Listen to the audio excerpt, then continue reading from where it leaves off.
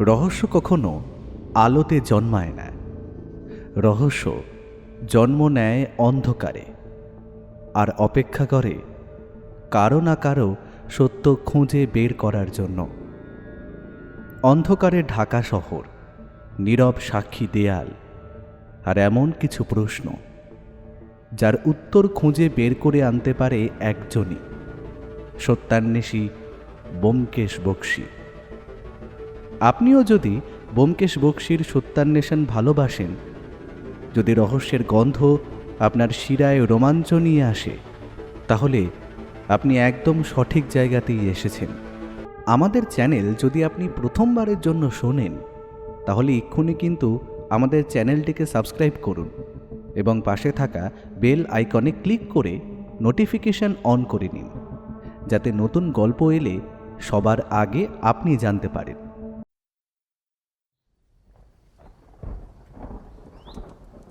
আজ সকাল থেকেই আকাশের মুখ ভার। মনে হয় এই মরশুমের প্রথম বৃষ্টিটা আজই ঝমঝমিয়ে নামবে। বৌঠান গিয়েছে তার দাদার বাড়িতে। তার দাদার শরীর অসুস্থ। সেই দাদাকে দেখতেই ও ওখানে গিয়েছে। আজ 3 দিন হলো। কবে ফিরবে জানা নেই। বাইরে মেঘের ঘনঘটা আর ঘরের ভেতর এই স্তব্ধতা যেন এক অদ্ভুত গুমোট আবহাওয়া তৈরি করেছে। তবে পুঁটিরাম বাড়িতে রয়েছে। সেই আমাদের যাবতীয় দেখাশোনা সব কিছু করছে। ব্যোমকেশ একটা ক্রাইম থ্রিলার পড়ছিল, বিদেশি বই। এবছর বইমেলা থেকে এসে কিনেছে এটা। আর আমি মন দিয়েছিলাম আমার একটু উপন্যাসের কাজে। এখন আষাঢ় মাসের শুরু। উপন্যাসটা ছাপবে শ্রাবণের মাঝামাঝি সময়ে। বেশ বড় একটা বিষয়, সেটাকে সাজিয়ে লিখতে বেশ মানসিক পরিশ্রম হচ্ছে। সকাল থেকে এইবার 3য় কাপ চা শেষ করে আমরা যে যার কাজে মন দিয়েছিলাম। তখন বাজে বেলা প্রায় 10টা। জলখাবার খাওয়ার সময় হয়েছে। একটু আগেই পুঁটিরাম জলখাবারের ফরমাশ নিয়ে গেল। লুচি আর সাদা আলুর তরকারি, সঙ্গে বেগুন ভাজা। লুচির গন্ধে মনটা একটু চনমনে হওয়ার কথা ছিল, কিন্তু বাইরের আকাশের ছাই রঙা বিষণ্ণতা আমাদের দুজনকে গ্রাস করে রেখেছে। এমন সময় হঠাৎ আমাদের বসার ঘরের টেলিফোনটা বেজে উঠল। দেখলাম ব্যোমকেশ এখনও ক্রাইম থ্রিলারের ওই বইটা থেকে মুখ সরায়নি। ব্যোমকেশের এই নির্লিপ্ততা দেখে মাঝে মাঝে অবাক হই আমি। পৃথিবীর সমস্ত উত্তেজনা যেন ওর বইয়ের পাতায় বন্দী। অতএব এটা তার অব্যক্ত নির্দেশ, আমাকেই উঠে গিয়ে টেলিফোনটা রিসিভ করতে হবে। সেই মতো আমি আমার লেখার কাজ বন্ধ করে উঠে গিয়ে টেলিফোনটা তুললাম। হ্যালো, কে বলছেন? আপনি কি ব্যোমকেশ বাবু বলছেন? না, আমি ওর সহকারী অজিত বলছি। আপনার কি ব্যোমকেশকে দরকার?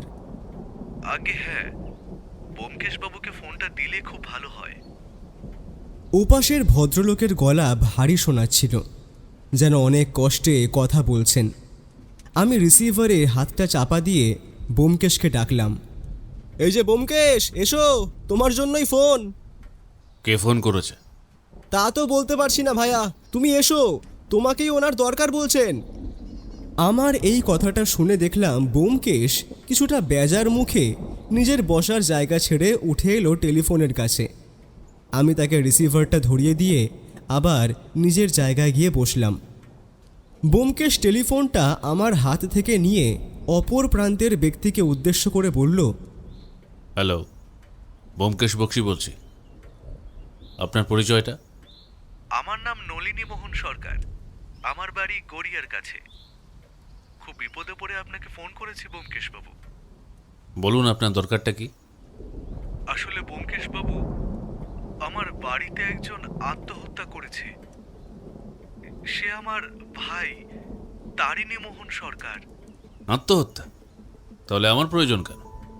এ বিষয়ে আমি আপনাকে কি সাহায্য করতে পারি? আসলে ব্যোমকেশ বাবু, সবটা টেলিফোনে বলাটা ঠিক হবে না। যদি সম্ভব হয় আপনি বরং একবার আমাদের বাড়িতে আসুন। আমার বিনীত অনুরোধ আপনার কাছে। আমরা এখনো পুলিশকে খবর দিইনি, আপনাকেই আগে জানালাম। দেখুন, পুলিশকে তো জানাতেই হবে। সুতরাং আগে থানায় খবর দিন। খুব সম্ভবত আপনাদের ওখানকার থানার বড়বাবুর নাম গোপালচন্দ্র সমাদার। উনি আমার পরিচিত।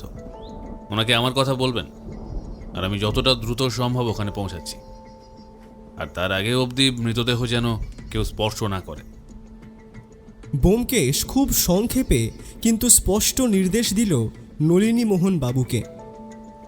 আচ্ছা আচ্ছা, ঠিক আছে ব্যোমকেশ বাবু, তাই হবে। আমি বরং থানায় যোগাযোগ করছি, আপনি আসুন, বড় উপকার হলো আমার।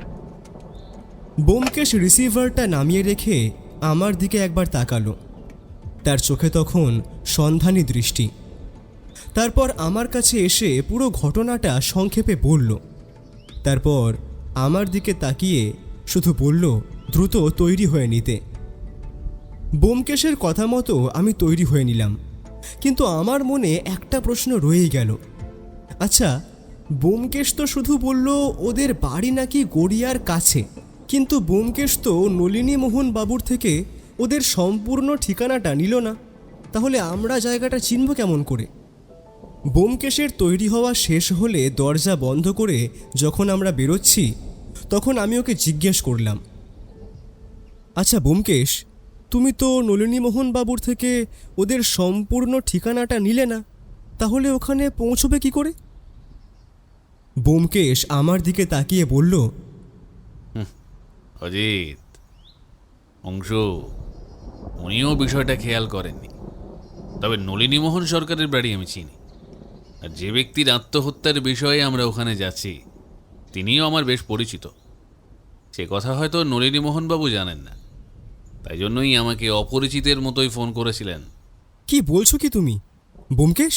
তুমি ওদেরকে চেনো, কিন্তু কিভাবে? বুঝলে অজিত, তারিণীমোহন সরকার ছিলেন আমার বাবার বন্ধু।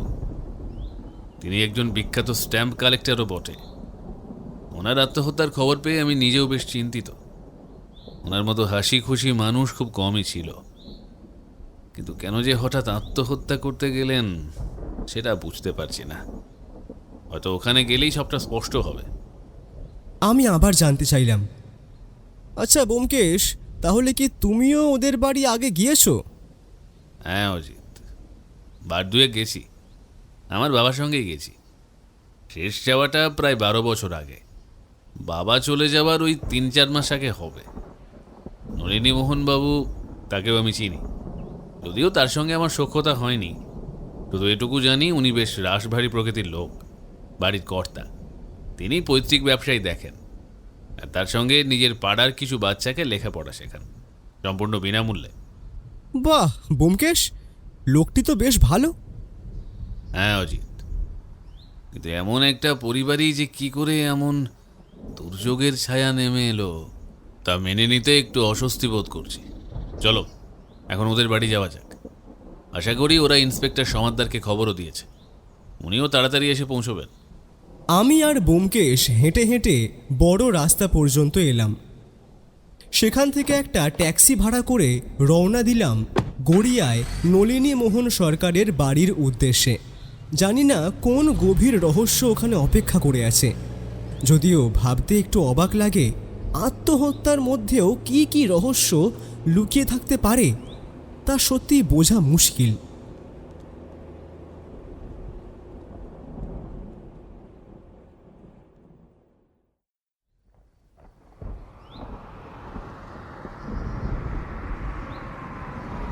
নলিনী মোহন সরকারের বাড়ি পৌঁছতে আমাদের সময় লাগলো প্রায় 45 মিনিট।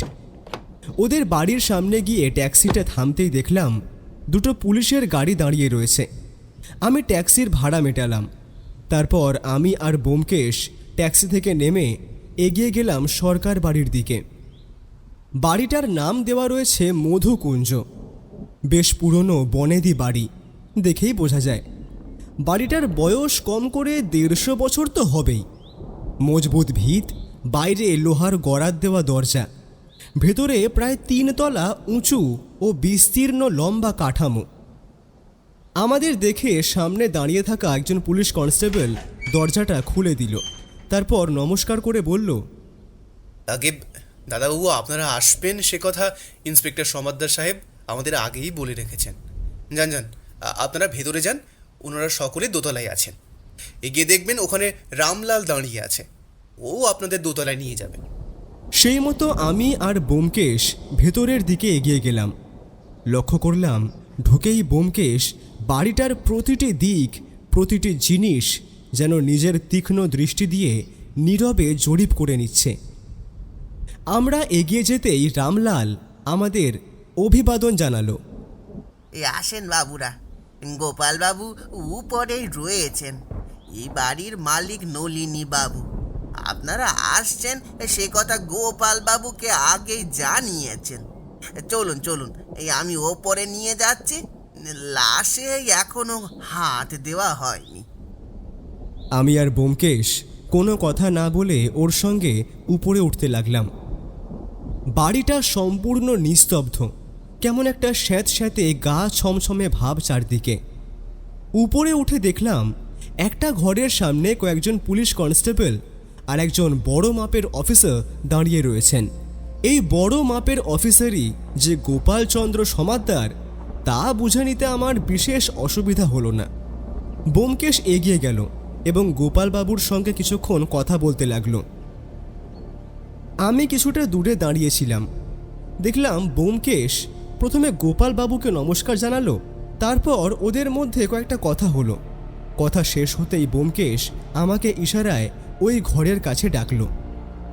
চলো অজিত, এবার ঘরের মধ্যে যাওয়া যাক, দেখা যাক ভেতরে কি পরিস্থিতি রয়েছে। হ্যাঁ ব্যোমকেশ, চলো। আমরা ঘরের দরজা ঠেলে ভেতরে ঢুকতেই চোখে পড়ল সেই ভয়াবহ দৃশ্য।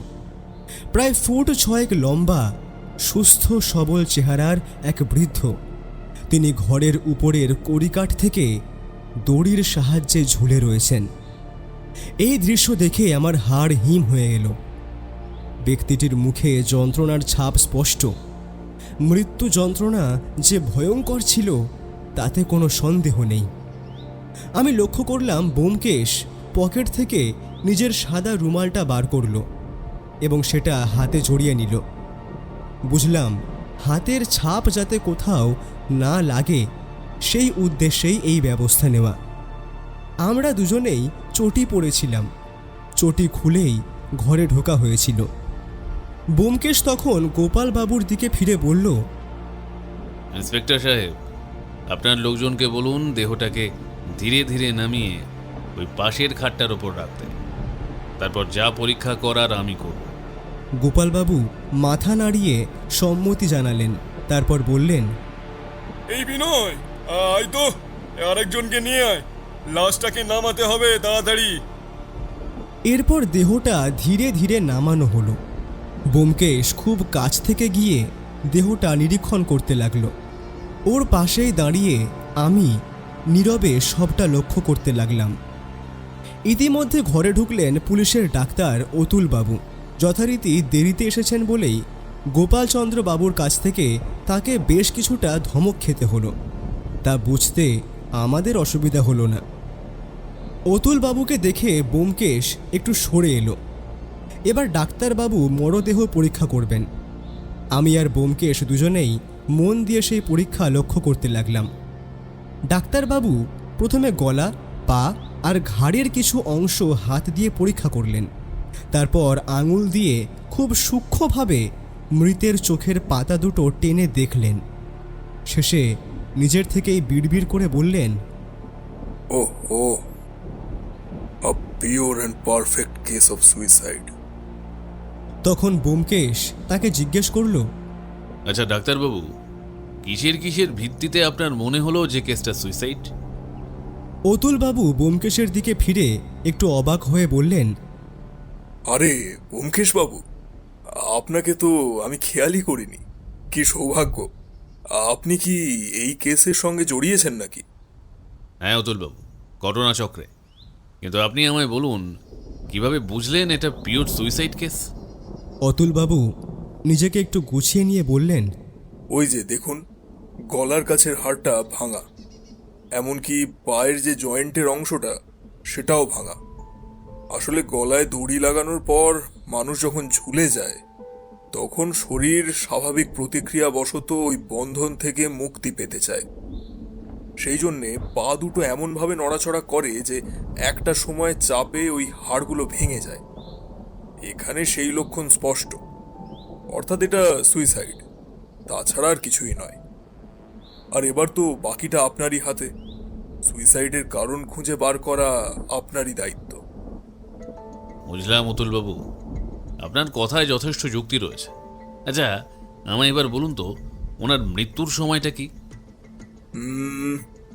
আমি নাড়িটাড়ি যা বুঝলাম আর রিগর মর্টিসের যা অবস্থা দেখছি, সব মিলিয়ে বলা যায় এই ব্যক্তি মানে তরিণীমোহন বাবু মারা গেছেন গতকাল রাত 1:30 থেকে 2:30টার মধ্যে। আচ্ছা, বেশ, অনেক ধন্যবাদ অতুলবাবু। এই তথ্য এই কেসে আমার পক্ষে অত্যন্ত সহায়ক হবে। এরপর অতুলবাবু গোপালবাবুকে ডেকে কিছু কথা বললেন। ঠিক কী কথা হলো তা আমরা স্পষ্ট করে শুনতে পেলাম না। কিছুক্ষণ পর ব্যোমকেশ গোপালবাবুর কাছে গিয়ে বলল, গোপালবাবু, বডিটা একবার পোস্টমর্টম করাবেন তবু, তারপর দাহ কার্য যেদিকে যাওয়া যাবে। আর এখন আমি বাড়ির সকলের সঙ্গে কথা বলতে চাই। জানি এই সময় তাদের বিরক্ত করাটা উচিত নয়, কিন্তু কিছুই করার নেই। বাড়ির মালিক নলিনীবাবু যখন আমাদের ডেকে পাঠিয়েছেন, তখন তো আমাদের এই ব্যাপারে জড়িত হতেই হবে। তাই আপনার কনস্টেবলদের বলুন কোনো একটা ফাঁকা ঘরে আমাদের জন্য জেরার ব্যবস্থা করতে। আমরা এই কাজটা আর কিছুক্ষণের মধ্যেই শুরু করব। গোপালবাবু সম্মতি দিয়ে একজন কনস্টেবলকে ইশারা করলেন। প্রায় মিনিট 10 পর আমরা জেরার জন্য নির্দিষ্ট ঘরে ঢুকলাম। সেখানে ঢুকে দেখলাম আমাদের জন্য একটি টেবিল আর দুখানা চেয়ারের ব্যবস্থা করা হয়েছে। আমরা ঘরে ঢুকতেই বাড়ির এক কাজের মেয়ে, খুব সম্ভবত নাম ময়না, আমাদের জন্য চা আর বিস্কুট রেখে গেল। ওখানে বসেই ব্যোমকেশ একজন কনস্টেবলকে নির্দেশ দিল, বাড়ির সকলকে একে একে ডেকে পাঠাবেন। একজনের জেরা শেষ হলে আমি পরের জনকে ডেকে পাঠাবো। নির্দেশ পেয়ে কনস্টেবলটি মাথা নেড়ে নিজের কাজে চলে গেল। প্রথমে ঘরে ঢুকলেন বাড়ির কর্তা নলিনীমোহন বাবু। তার মুখ থমথমে, চোখের কোণায় জল। সেটাই স্বাভাবিক, সদ্য নিজের ছোট ভাইকে হারিয়েছেন তিনি। বয়স হলেও ভাই তো ভাই। ব্যোমকেশ তাকে আমাদের সামনের চেয়ারটায় বসতে বলল। নলিনীমোহন বাবু বসে আমাদের দিকে তাকাতেই ব্যোমকেশ বলল, নলিনীবাবু, আমাকে চিনতে পারছেন? হ্যাঁ, আপনি তো ব্যোমকেশ বক্সী, প্রসিদ্ধ গোয়েন্দা। প্রথমত আমি গোয়েন্দা নই, সত্য সন্ধানী। আর দ্বিতীয়ত, আপনি হয়তো ভুলে গিয়েছেন আমি ছোটবেলায় আপনাদের বাড়িতে বাবার সঙ্গে আসতাম। আপনার ভাই তারিণীমোহন বাবু আমার বাবার সৌহৃদ বন্ধু ছিলেন। ওনার স্ট্যাম্পের কালেকশন আর আমার ব্যক্তিগত সংগ্রহ দেখতে আমি বেশ কয়েকবার এই বাড়িতে এসেছি। নলিনীমোহন বাবু এবার সত্যি অবাক হলেন। তারপর মুখে হালকা হাসির ছাপ এনে বললেন, ও আচ্ছা আচ্ছা, বয়স হচ্ছে তো, আসলে সবই ভুলে যাচ্ছি। হঠাৎ যেন কিছু মনে পড়ে গেল তার। খানিক চমকে উঠে বললেন, ও হ্যাঁ, আপনি কি সেই জন্যেই তখন আমার কাছ থেকে বাড়ির সম্পূর্ণ ঠিকানাটা জিজ্ঞেস করেননি? ঠিকই ধরেছেন। আর আপনি আমাকে তুমি করেই কথা বলবেন, আমার ভালো লাগবে। আপনি তো আমার বয়োজ্যেষ্ঠ। আচ্ছা আচ্ছা, ঠিক আছে ঠিক আছে, তাই বরং হবে। ব্যোমকেশ তখন ওনার দিকে তাকিয়ে আবার বলল, আচ্ছা নলিনীমোহন বাবু, এবার আমায় বলুন তো, আপনার ভাই তারিণীমোহন বাবু কি কোনো সময় অবসাদে ভুগছিলেন? নলিনীমোহন বাবু একটু ভাবনায় পড়লেন। তারপর ধীরে ধীরে বললেন, আসলে ও তো বিয়ে থা করেনি, চিরকালই একা, কিন্তু বেশ হাসি খুশি থাকতো, নিজের মতোই থাকতো, পড়াশোনা করত, স্ট্যাম্প আর নানান জিনিস সংগ্রহ করত। নিজের জগতে তো বেশ ভালোই ছিল। এমনকি কালকেও সন্ধ্যাবেলা কত হেসে হেসে আমরা গল্প করলাম, কত কিছু হলো, একসঙ্গে মুড়ি খেলাম, নানা বিষয়ে কথা বললাম, আর আমাদের জমি জমা সংক্রান্ত কথাবার্তাও হলো। তিনি একটু থেমে গলা ভারী করে বললেন, কিন্তু ও যে হঠাৎ করে রাতের বেলায় এমন কাণ্ড করে ফেলবে আমি ভাবতেই পারছি না। ভদ্রলোক হাতের রুমালে চোখের জল মুছলেন। আচ্ছা নলিনী মোহন বাবু, আপনার ভাইয়ের মৃত্যুটাকে প্রথম কে আবিষ্কার করে? ওই তো আমাদের বাড়ির কাজের মেয়ে, এই যে আপনাদের চা দিয়ে গেল, ময়না। ওই তো সকালবেলা গিয়ে প্রথমে আমায় ডাকে, তারপর ভাইকে ডাকতে যায়, আর তারপরে ও ঘরে ঘরে চা দেয়। আমাকে নিজে ডেকে দেওয়ার পরও উপরে উঠে দেখে এই কাণ্ড। সে তো আর্তনাদ করে ওখানেই প্রায় মূর্ছা যায়। তারপর ধাক্কা খেয়ে নিচে নেমে এসে আমাদের সকলকে বলে। আমরা তখনই উঠে এসে দেখি এই ভয়ঙ্কর অবস্থা। আচ্ছা নলিনী মোহন বাবু, আপনার ভাইয়ের কি কোনো শত্রু ছিল, এমন কিছু আপনি জানেন? না না ব্যোমকেশবাবু, ওর মতো মানুষের শত্রু এ কথা সত্যিই ভাবা যায় না। ও তো কারোর সঙ্গে বিরোধে থাকতো না, কখনোই না। ও নিজের মতো নিজের জগতেই থাকতো। তিনি খানিক থেমে আবার বলতে লাগলেন। যখন ও প্রফেসরি চাকরি করত তখনও এত ভালো পড়াতো যে সব ছাত্রছাত্রী ওকে ভীষণ স্নেহ করত। এমনকি অন্যান্য প্রফেসররা ওকে যথেষ্ট ভালোবাসত। এই তো বছর দেড়েক হলো ও রিটায়ার করেছে। বুঝলাম নলিনী মোহন বাবু। আচ্ছা আমায় বলুন তো, আপনাদের বাড়িতে এখন কে কে থাকে? বাড়িতে তো এখন আমি আর আমার ভাই থাকতাম। আমার ছেলে আর ছেলের বউ এরাও থাকে, এই 4 জন। আর আছে ওই ময়না। তিনি সঙ্গে সঙ্গে পরিষ্কার করে বললেন, তবে ময়না এখানে থাকে না। সে ওই সকাল 6:30টার সময় আসে, প্রথমে কিছু কাজকর্ম করে, তারপর ওই রান্নার জোগাড়, পুজোর জোগাড় সব সেরে নেয়। শেষে রাত্রে 9টা নাগাদ নিজের বাড়িতে চলে যায় ও। নিজের খাওয়া দাওয়াটা অবশ্য এখানেই সারে। আমরা সেই শর্তেই ওকে এখানে কাজে রেখেছিলাম। আচ্ছা ঠিক আছে নলিনী মোহন বাবু। ব্যোমকেশবাবু, আমার ভাই আত্মহত্যার মতো একটা পদক্ষেপ নিতে গেল কেন, সেটা দয়া করে আপনি খুঁজে বার করুন। আসলে আমার ভাই অত্যন্ত স্নেহের ছিল। পিতৃবিয়োগের পর থেকে আমি ওকে ছেলের মতোই মানুষ করেছি। ওকে কখনো কোনো অভাব বোধ করতে দিইনি। তিনি একটু থেমে চোখ মুছলেন, তারপর আবার বললেন, ছোট থেকেই ও পড়াশোনায় খুব ভালো ছিল, খুবই ভালো। গ্র্যাজুয়েশন কমপ্লিট করে পরবর্তী পড়াশোনার পর প্রফেসরের চাকরিটা ও নিজেই জোগাড় করলো। তার সঙ্গে ছিল ওর স্ট্যাম্প আর নানান পুরনো বহুমূল্য জিনিস সংগ্রহের একটা বাতিক। সবসময় নিজের মাসিক বেতন দিয়ে সবটা তো করা সম্ভব হতো না। সে আমায় বলতো, আর সে বললে আমি ওকে অর্থ সাহায্য করিনি এমনটা কিন্তু কোনোদিনও হয়নি। গলা আরো ভারী হয়ে এলো তাঁর।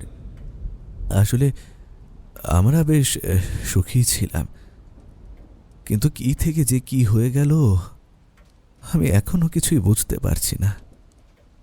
আপনার মনের অবস্থাটা আমি বুঝতে পারছি নলিনী মোহন বাবু। ভাইয়ের মৃত্যুতে আপনি অত্যন্ত শোকাহত, এটাই স্বাভাবিক। দয়া করে একটু শান্ত হন, নিজেকে সামলান। এই দুঃসময়ে আপনাকে শক্ত থাকতেই হবে। একটু থেমে ব্যোমকেশ আবার বলল, আমার দিক থেকে যতটা করণীয় আমি করব। সত্যটাকে টেনে বের করে আনাই আমার কাজ। নলিনী মোহন বাবু চুপ করে বসে রইলেন। সেই দেখে ব্যোমকেশ সৌজন্যের সঙ্গে যোগ করল, আপনি এখন যেতে পারেন নলিনীবাবু, আর যাওয়ার সময় আপনার পুত্রকেই ঘরে পাঠিয়ে দেবেন। নলিনী মোহন বাবু ঘর থেকে বেরিয়ে যাওয়ার কয়েক মিনিটের মধ্যেই ঘরে প্রবেশ করলেন তার পুত্র বিনয় সরকার। প্রথম দেখাতেই আমি চমকে উঠলাম। বিনয়বাবুর মুখের সঙ্গে তার পিতার মুখের এক অদ্ভুত মিল। পিতা পুত্রের মুখে মিল থাকা স্বাভাবিক, কিন্তু এখানে যেন হুবহু কার্বন কপি। ব্যোমকেশ বিনয়বাবুকে আমাদের সামনের চেয়ারটায় বসতে বলল। বিনয়বাবুর মুখে শোকের ছাপ স্পষ্ট। ব্যোমকেশ কিছুক্ষণ ওকে তীক্ষ্ণ দৃষ্টিতে জরিপ করতে লাগল। তারপর হঠাৎই খুব ক্ষিপ্রভাবে এমন একটা প্রশ্ন করে বসল, যেটা শুনে বিনয়বাবু যেমন অবাক হলেন, তেমনি আমিও মনে মনে ভাবলাম, এই সময়ে ব্যোমকেশ এমন প্রশ্ন করছে কেন? আচ্ছা বিনয়বাবু, আপনার কাকা তারিণী মোহনবাবু চলে যাওয়ার পর তার যাবতীয় সঞ্চয় কে পাবে? বিনয়বাবু মুখে অদ্ভুত বিরক্তি আর স্তব্ধতার ভাব নিয়ে বললেন, ব্যোমকেশ বাবু, এসব আপনি কি বলছেন? বিনয়বাবুর কপালে ভাঁজ পড়ল। তিনি চেয়ারে কিছুটা নড়ে চড়ে বসলেন। কারণ আছে বলেই বলছি বিনয়বাবু, আপনার কাকা তো বিবাহ করেননি, একা মানুষ। স্বাভাবিক নিয়মে দেখতে গেলে ওনার মৃত্যুর পর ওনার যাবতীয় সম্পত্তি আপনারই পাওয়ার কথা। হ্যাঁ, সেটা ঠিকই বলেছেন, কিন্তু আসলে আপনি কি বোঝাতে চাইছেন? আপনি কি বলতে চাইছেন যে কাকার জমানো টাকার জন্য আমি কাকাকে হত্যা করেছি? কি যাতা বলছেন আপনি? ওনাকে তো কেউ হত্যা করেনি, উনি আত্মহত্যা করেছেন। আমাকে এভাবে অকারণে বিভ্রান্ত করার কোনো দরকার আছে? শান্ত হন বিনয়বাবু, আমি এতদূর কিছু বলিনি, অযথা উত্তেজিত হবেন না। আমি শুধু একটা সম্ভাবনার কথা বললাম, আর আপনি যেটা বলছেন সেটাও এখনো সম্পূর্ণ নিশ্চিত নয়। দেহ পোস্টমর্টেম না হওয়া পর্যন্ত আমরা কখনোই নিশ্চিতভাবে বলতে পারি না যে এটা আত্মহত্যা নাকি খুন। কি বলছেন আপনি? খুন হবে কেন? এটা তো স্পষ্ট আত্মহত্যা। পুলিশের ডাক্তার তো দেখে বললেন। আপনার আর ওনার কথোপকথন আমি শুনেছি, উনি তো আপনাকে সব ব্যাখ্যা করলেন। ঠিক আছে বিনয়বাবু, এই প্রসঙ্গ এখন থাক। আপনি আমায় বলুন, আপনার কাকার কোনো শত্রু ছিল বলে আপনি জানেন কি? না ব্যোমকেশবাবু, কাকার কোনো শত্রু ছিল বলে আমি জানি না। আসলে কাকার মতো একজন মানুষের শত্রু থাকতে পারে, এটাই আমার কাছে অকল্পনীয়। উনি অত্যন্ত ভালো মানুষ ছিলেন, খুব স্নেহশীল, সকলকেই সম্মান করতেন, সবাইকে আপন করে রাখতেন। আচ্ছা বেশ, রিটায়ার্ড করার পর উনি কি সারাক্ষণ বাড়িতেই থাকতেন? হ্যাঁ, বেশিরভাগ সময়। বাবা এখনো মাঝে মধ্যে ব্যবসার কাজে বাইরে যান, মূল দেখাশোনাটা আমি করি। তবে বাবা অভিজ্ঞ মানুষ, তাই কোনো সিদ্ধান্তের দরকার হলে ওনার কাছ থেকে পরামর্শ নিই। অনেক সময় বাবাকে সঙ্গে করে অফিসেও নিয়ে যাই। কাকা বেশিরভাগ বাড়িতেই থাকতেন। কখনো কখনো শুনেছি উনি বাইরে যেতেন পুরনো স্ট্যাম্প বা কোনো বহুমূল্য জিনিস সংগ্রহের জন্য। আচ্ছা বেশ, অনেক ধন্যবাদ। এই মুহূর্তে আপনার কাছ থেকে আর কিছু জানার প্রয়োজন নেই, আপনি যেতে পারেন। আর আপনার স্ত্রীকে এখানে একটু পাঠাবেন। আমার স্ত্রীকে? মানে তানিয়াকে? আসলে ও একদম ভেঙে পড়েছে। কাকার সঙ্গে ওর খুব স্নেহের সম্পর্ক ছিল। কাকার মৃত্যুতে ও ভীষণ আঘাত পেয়েছে। এই সময় কি ওকে জেরা করাটা খুব দরকার? বিনয়বাবু, এই জেরাটা আমার কাজের অংশ, আমাকে এটা করতেই হবে। তবে আপনাকে একটা বিষয় নিশ্চিত করে দিচ্ছি, যেটুকু জিজ্ঞাসা করা একান্ত দরকার তার বেশি কিছুই জিজ্ঞাসা করব না। ওনার বিভ্রান্ত হওয়ার কোনো কারণ থাকবে না, দয়া করে ওনাকে পাঠিয়ে দিন। বিনয়বাবু চলে যাওয়ার কিছুক্ষণ পরেই তার স্ত্রী তানিয়া ঘরে এসে উপস্থিত হলেন।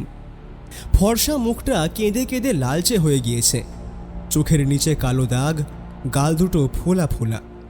তিনি আমাদের সামনে রাখা চেয়ারটায় বসতেই বোঝা গেল নিজেকে সামলানোর আপ্রাণ চেষ্টা করছেন তিনি।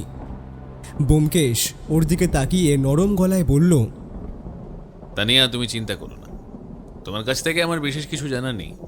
শুধু এটুকু বলো, তোমার কাকাবাবুর সঙ্গে কি কেউ বা কারা বাড়িতে দেখা করতে আসতেন? তানিয়া কিছুক্ষণ চুপ করে রইল, তারপর নিজেকে একটু গুছিয়ে নিয়ে আস্তে আস্তে বলল, সেরকম কেউ তো আসতেন না। কাকাবাবু একা থাকতেই বেশি পছন্দ করতেন। মাঝে মাঝে ওনার কিছু ছাত্রছাত্রী দেখা করতে আসতেন, আর না হলে কোনো কিউরিও শপের মালিক বা দালাল, যাদের মাধ্যমে উনি পুরনো স্ট্যাম্প বা অ্যান্টিক জিনিসপত্র সংগ্রহ করতেন। এর বাইরে তো আর কেউ আসতেন না। আচ্ছা ঠিক আছে, আরেকটা কথা বলো, ওনাদের কারোর সঙ্গে কি কখনো তোমার কাকাবাবু মানে তারিণী মোহন বাবুর কোনো বচসা হয়েছে বলে শুনেছ? না ব্যোমকেশবাবু, কাকাবাবু সেরকম মানুষ ছিলেন না। কারোর সঙ্গে ঝগড়া বচসা হয়েছে এমনটা তো আমি কখনো শুনিনি।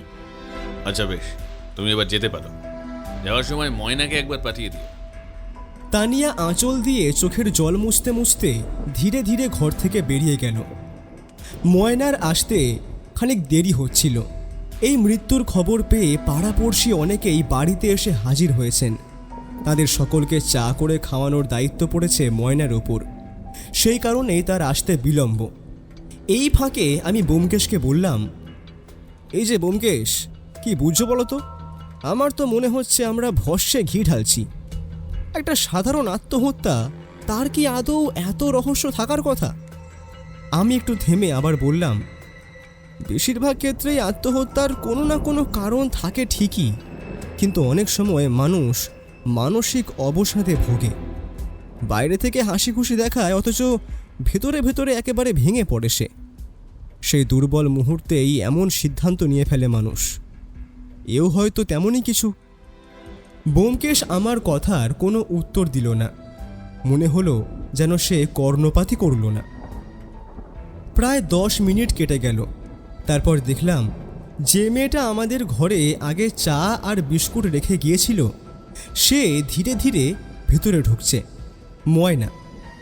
ব্যোমকেশ ওকে আমাদের সামনে রাখা চেয়ারটায় বসতে বলল। ময়না মুখ কাঁচুমাচু করে বসে রইল। ময়না, আমাকে বলো তো, আজ সকালেই তুমি তোমার ছোট কর্তার ঘরে গিয়ে কি দেখলে? ময়না একদম চুপ করে রইল। মনে হলো সে ব্যোমকেশকে পুলিশের লোক ভেবে ভয় পাচ্ছে। এমনটা আমরা আগেও বহুবার দেখেছি।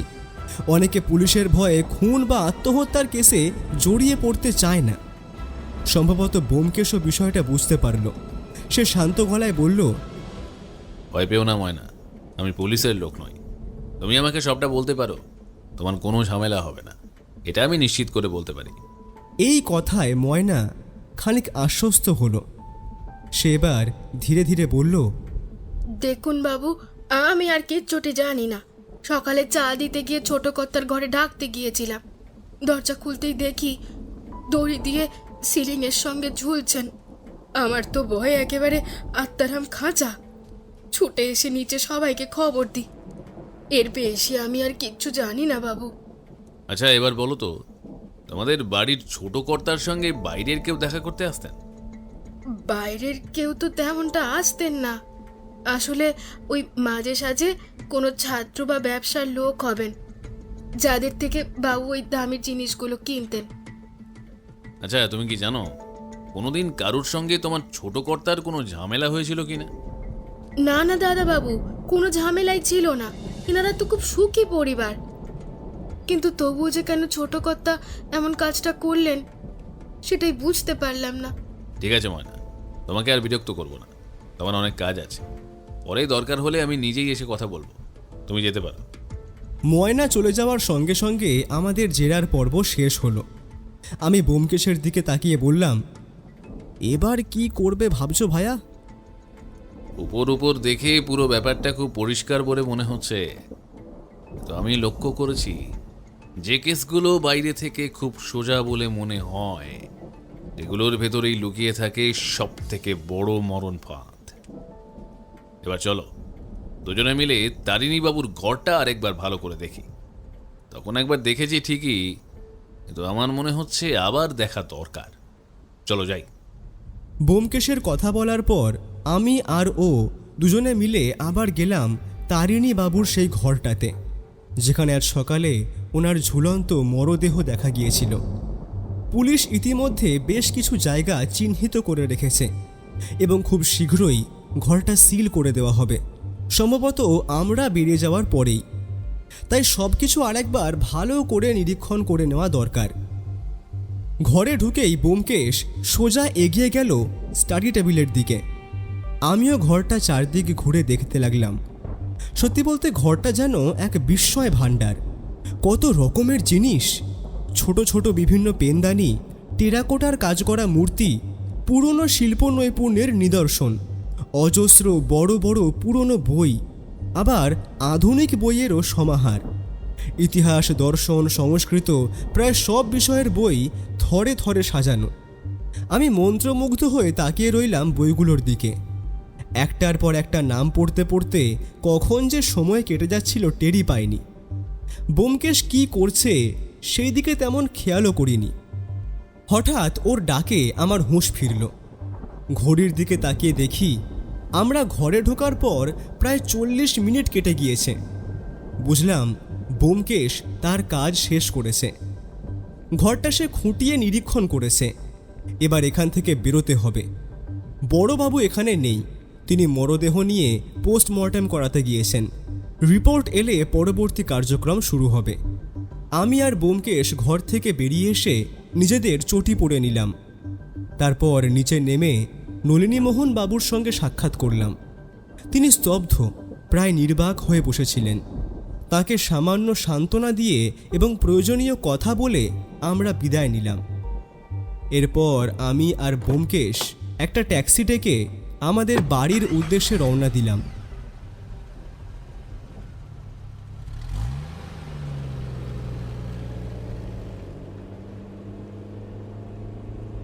ট্যাক্সি করে ফিরতে ফিরতে আমি ব্যোমকেশকে জিজ্ঞেস করলাম, কি হে ভায়া, ব্যাপারটা কি বুঝলে? আর তারিণী বাবুর ঘরটা যে একেবারে অতুলনীয় ভাণ্ডারের মতো, কত রকমের জিনিস, হ্যাঁ, কত পুরনো দিনের জিনিসপত্র, বইপত্র, অগাধ সম্ভার। ব্যোমকেশ আমার কথার কোনো উত্তর দিল না। আমি এতটা উত্তেজিত, অথচ সে যেন পাথরের মতো শান্ত। ওর এই নীরবতা আমাকে কেমন যেন অস্বস্তিতে ফেলছিল। তাই আবার বললাম, কি হয়েছে বলো তো ব্যোমকেশ? তোমাকে এত গম্ভীর লাগছে কেন? কিছু বুঝতে পেরেছো নাকি? ব্যোমকেশ তবু চুপ করে রইল। বুঝলাম এখনও মুখ খুলবে না, আর আমার পক্ষ থেকেও কথা বলে যাওয়া বৃথাই। ও এখন কোনো উত্তর দেবে না।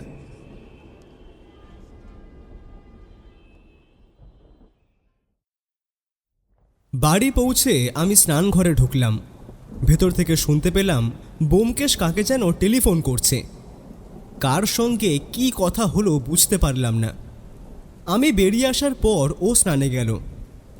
নলিনীমোহন বাবুদের বাড়ি থেকে বেরোনোর পর থেকেই সে আমার সঙ্গে একটিও কথা বলেনি।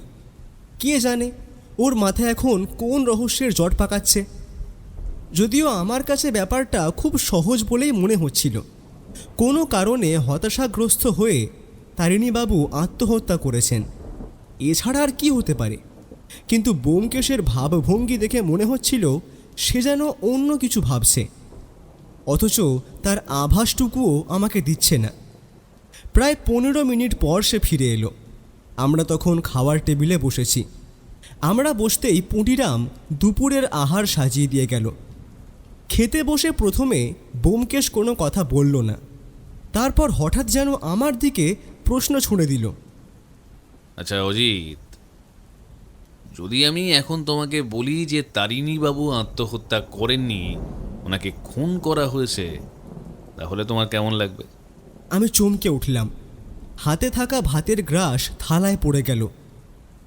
কি বলছো? খুন? কিন্তু কি করে হবে? সব প্রমাণ তো আত্মহত্যার পক্ষে যাচ্ছে। আর খুন করবেই বা কে? কেউ তো ওই ঘরে ঢোকেনি, বা কারুর সঙ্গে তো ওনার কোনো রকম শত্রুতাও ছিল না। তাহলে খুন কেন? আমি কিছু জিনিস লক্ষ্য করেছি অজিত। তুমি তখন বইপত্র দেখতে এতটাই মগ্ন ছিলে যে সূক্ষ্ম কয়েকটা ব্যাপার চোখ এড়িয়ে গেছে তোমার। আমি আবার অবাক হয়ে বললাম, কি ব্যাপার? তুমি কি দেখেছো? এরকম কিছু নয় অজিত, জাস্ট এলিমেন্টারি। আহা, বলবে তো, এত রহস্য করছো কেন? বিকেলে পোস্টমর্টেম রিপোর্টটা আসতে দাও, তারপর সব খুলে বলবো। আমার নিজেরও আরও কিছু তথ্য জানা দরকার। ব্যাপারটা আত্মহত্যা নয়, খুন। এ ব্যাপারে আমি অনেকটাই নিশ্চিত, তবে সম্পূর্ণ নিশ্চিত হতে গেলে ওই রিপোর্ট দরকার। ব্যোমকেশের কথায় আমি গভীর চিন্তায় পড়ে গেলাম। জানি এখন আর ওকে কিছু জিজ্ঞেস করলে উত্তর মিলবে না। একবার মুখ খুলে সে যেন ইতিমধ্যেই একটা বোমা ফাটিয়ে দিয়েছে। খুন? তারিণী বাবু খুন হয়েছেন? অসম্ভব। কিসের ভিত্তিতে এমন কথা বলছে ব্যোমকেশ? এখন শুধু বিকেলের পোস্টমর্টেম রিপোর্টের অপেক্ষায়। যা জানার সেখানেই জানা যাবে। খাওয়া দাওয়া সেরে নিজের উপন্যাসের কাজ করতে করতে কখন যে চোখটা লেগে গিয়েছিল বুঝতে পারিনি। হঠাৎ টেলিফোনের কর্কশ শব্দে আমার ঘুম ভাঙল। খানিক ধাতস্থ হয়ে মনে পড়ল, বিকেলে তো পোস্টমর্টেম রিপোর্ট নিয়ে বড়বাবুর ফোন করার কথা ছিল। মনে হলো সেই ফোনই বোধহয় এসেছে। তড়িঘড়ি উঠে নিজের ঘর থেকে বেরিয়ে এলাম। দেখলাম ব্যোমকেশ ফোনে কথা বলছে। এতক্ষণ পর প্রথমবার তাকে স্পষ্টভাবে দেখলাম উত্তেজিত হতে। ঠিক ঠিক, আমি এটাই আন্দাজ করেছিলাম বড়বাবু, একেবারে এটাই। উনি আত্মহত্যা করেননি। ওনার আত্মহত্যা করার কোনো কারণই ছিল না। ওনাকে স্পষ্টত খুন করা হয়েছে। এখন খুনি তাকে কিভাবে খুন করলো, কখন করলো, আর কেনই বা করলো, সেই সবটা খুঁজে বের করার দায়িত্ব আমার। আশা করি পুলিশের পক্ষ থেকে আমাকে যা যা সাহায্য প্রয়োজন হবে তা পাবো। ব্যোমকেশ ফোনটা রাখতেই আমি উত্তেজিত হয়ে বললাম, কি হে ব্যোমকেশ, কি বললেন বড়বাবু? অজিত, আমি যা বলেছিলাম ঠিক তাই। গলায় দড়ির ফাঁসে ওনার মৃত্যু হয়নি, ওনাকে হত্যা করা হয়েছে, তাও আবার গলা টিপে। গলা টিপে? হ্যাঁ, গলা টিপে। গলা টিপে হত্যা করা আর গলায় দড়ি দিয়ে আত্মহত্যা করার মধ্যে খুবই মৌলিক পার্থক্য আছে। সেই পার্থক্যটা প্রথমে ডাক্তার ধরতে পারেনি, যদিও আমার সন্দেহ হয়েছিল। সেই জন্যই আমি ওনাকে জিজ্ঞেস করেছিলাম কোন কোন উপসর্গের ভিত্তিতে তিনি আত্মহত্যা বলছেন। কিন্তু ওনার তো পায়ের অস্থিও ভাঙা ছিল। হ্যাঁ অজিত, আত্মহত্যার ক্ষেত্রে যখন মানুষ ছটফট করে তখন পায়ের কিছু অস্থি ভেঙে যেতে পারে, তো এখানে পোস্টমর্টেমে দেখা গেছে সেই অস্থিগুলো ছটফটানিতে ভাঙেনি। এগুলো কোনো ভারী ধাতব বস্তু দিয়ে আঘাত করে গুঁড়ো করা হয়েছে। এ তো সাংঘাতিক। কিন্তু এমন কাজ কে করবে, আর কেনই বা করবে? তাহলে তো মনে হচ্ছে আগে খুন করে তারপরে গলায় দড়ি বেঁধে ঝুলিয়ে দেওয়া হয়েছে। ঠিক তাই, যে খুন করেছে সে অত্যন্ত ধূর্ত। খুব সম্ভবত গ্লাভস আর মোজা পরে এসেছিল, তাই হাতের বা পায়ের কোনো ছাপ পাওয়া যায়নি ওই ঘরে। তা এখন কি ভাবছো, কি করবে?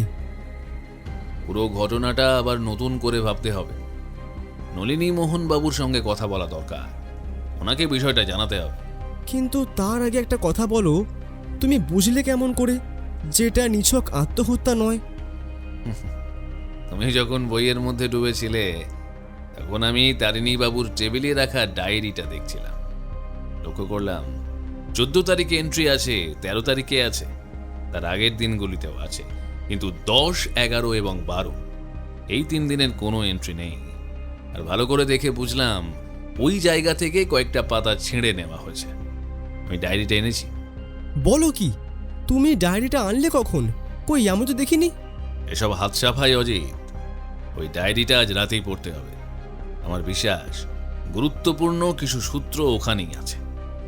তাহলে এখন কোথায় যাবে? অজিত, তুমি বাড়িতেই থাকো, আমি একবার গড়িয়ায় নলিনী মোহন বাবুর বাড়ি থেকে ঘুরে আসি। কিছু তথ্য জানার আছে, আর ওনাকে স্পষ্ট করে জানাতে হবে তারিণী মোহন বাবু আত্মহত্যা করেননি, তাকে খুন করা হয়েছে। ঠিক আছে ব্যোমকেশ, তুমি যাও, আমি আছি বাড়িতেই। ব্যোমকেশ তৈরি হয়ে বেরিয়ে গেল। আমি আবার নিজের কাজে মন দেওয়ার চেষ্টা করলাম, যদিও মন কিছুতেই বসছিল না। বিষয়টা বারবার মাথার মধ্যে ঘুরপাক খাচ্ছিল। কি করে সম্ভব, কি করে? কিছুতেই ভেবে কুল কিনারা করতে পারলাম না। ব্যোমকেশ বাড়ি ফিরল প্রায় রাত 8:30 নাগাদ। ও ঢুকতেই আমি আর অপেক্ষা করতে না পেরে বললাম, কি হে ব্যোমকেশ, খবর কি কি পেলে? বলো বলো, আরে আমি যে আর অপেক্ষা করতে পারছি না। অজিত, সব কথা পরে হবে। এই নাও, গরম রুটি আর মাংস এনেছি, দাঁড়াও, মুটিরামকে বলি থালায় ভাগ করে দিতে, আমাদের দিয়ে ওকেও খাওয়া সেরে নিতে বলি। এরপর আর কিছু বলার সুযোগ পেলাম না। ঝটপট খাওয়া দাওয়া সেরে আমি আর ব্যোমকেশ একটা করে সিগারেট ধরিয়ে বারান্দায় এসে বসলাম। আমি আবার বললাম, এবার বলো, কি খবর পেলে? দেখো অজিত, প্রথমত ওখানে গিয়ে নলিনীবাবুকে সব জানাতেই উনি আবার কান্নায় ভেঙে পড়লেন। ওনার ভাই খুন হতে পারেন এমনটা দুঃস্বপ্নেও ভাবেননি, তবে আজ তিনি আমাকে আনুষ্ঠানিকভাবে তার ভাইয়ের হত্যাকারীকে খুঁজে বের করার দায়িত্ব দিলেন। আমি ওনাদের কাছে জানতে চেয়েছিলাম ডায়েরির যে 3টে পাতা ছেঁড়া, অর্থাৎ 10, 11 এবং 12 তারিখ, এই 3 দিন তারিণীবাবুর সঙ্গে কারা কারা দেখা করতে এসেছিলেন। কিন্তু নলিনীবাবু স্পষ্ট করে কিছু বলতে পারলেন না। তাহলে এই তথ্য দুজন দিতে পারে, 1 ওনার বৌমা, আর 2 ওদের বাড়ির কাজের মেয়ে ময়না। কিন্তু দুর্ভাগ্য, তাদের কেউই বাড়িতে ছিল না। ময়না কাজ ছেড়ে আগেই নিজের বাড়ি ফিরে গেছে, আর বৌমা নাকি কেনাকাটা করতে বেরিয়েছেন, তাই আজ আর তথ্য পাওয়া গেল না। কাল সকালে আবার ওদের বাড়ি যাব বলে এসেছি। আমি চুপ করে রইলাম। রাতের নীরবতার মধ্যে সিগারেটের আগুনটুকু যেন লাল হয়ে জ্বলছিল, আর রহস্যটা যেন আরও গাঢ় হয়ে উঠছিল।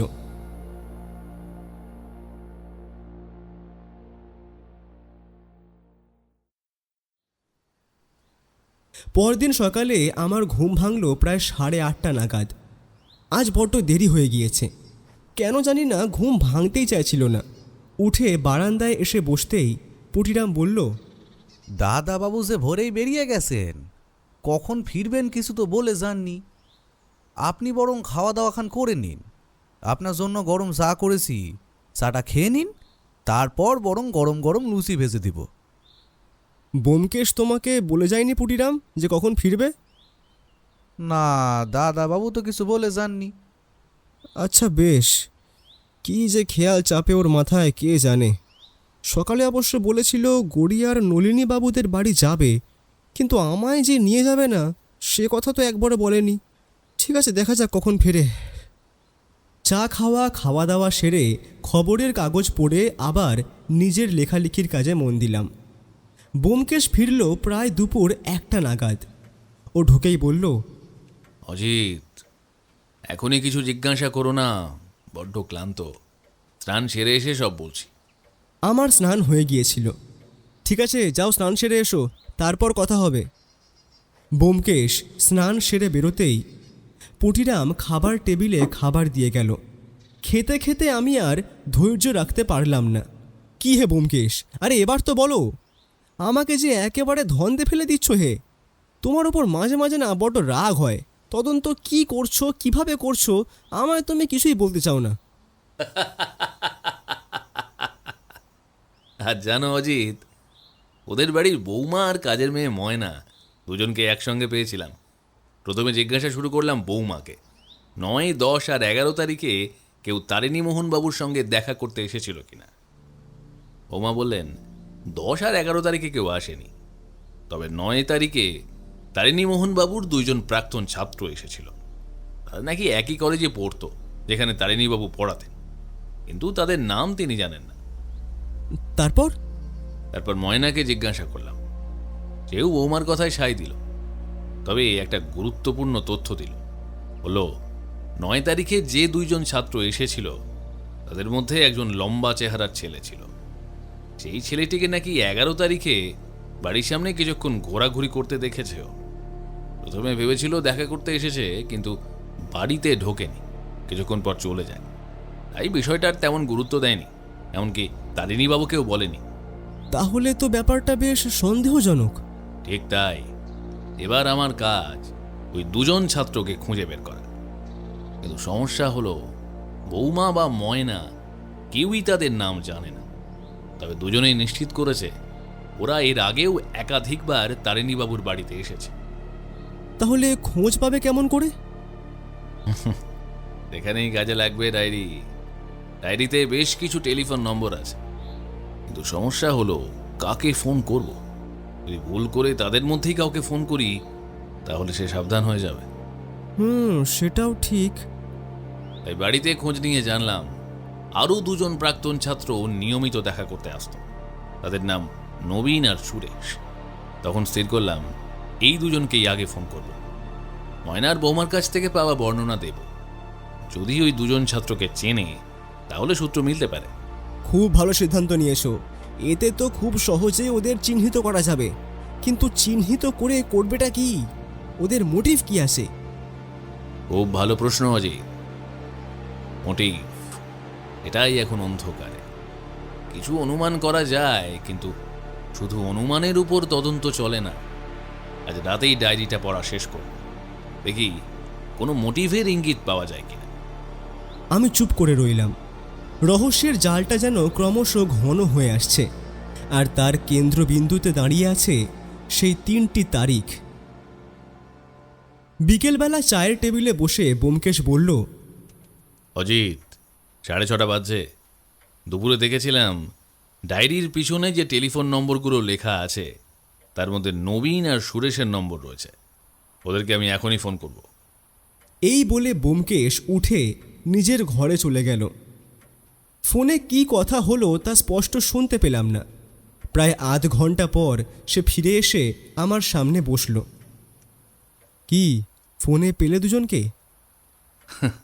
হ্যাঁ অজিত, একবার রিং করতেই 2 জনকেই পেয়েছি। মানে 2 জন কি একই জায়গায় ছিল নাকি? হ্যাঁ, সুরেশ আর নবীন মিলে একটা ব্যবসা চালায়, দোকান বলতে পারো। সেই দোকানের অফিসেই দুজনেই ছিল। বাহ, তাহলে তো বেশ ভালোই হয়েছে। তা তোমার দেওয়া বর্ণনা শুনে ওরা কি বলল?